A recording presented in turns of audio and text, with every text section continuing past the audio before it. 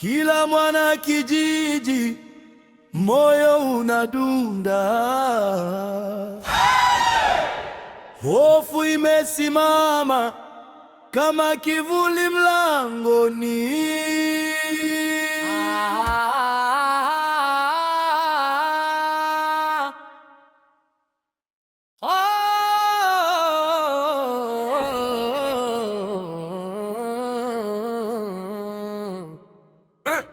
Usiku wa utete, vumbi linazunguka mlango wa kibibi, watu. Mama, shikamoo.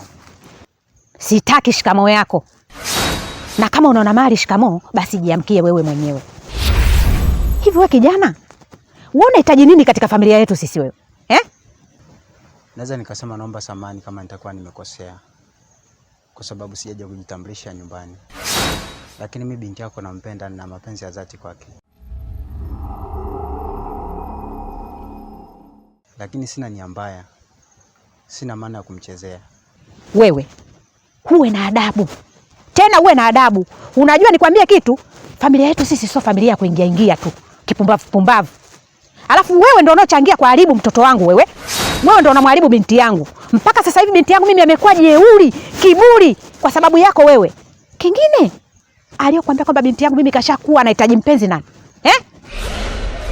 Nyoyo tu ndio unayenisukuma na kuwa karibu na familia yake. Sio kwamba nafanya makusudi au nataka kumharibia au nataka kumchezea. Nataka kumuoa na kumfanya kuwa mke kwa sababu moyo wangu nampenda sana na namhitaji. Sasa hili ni onyo nakupa. Yaani hili onyo nakupa mara ya kwanza na mara ya mwisho. Sitaki umzoe binti yangu. Sitaki umfatefate. Binti yangu mimi kwanza bado mdogo. Hajakuwa yule. Mimi sijakwambia kwamba binti yangu anahitaji mpenzi. Tena ufanye kukoma wewe.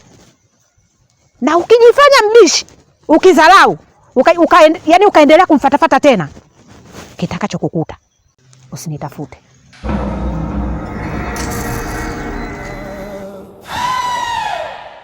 Mlango wa kibibi, watu wanatizama.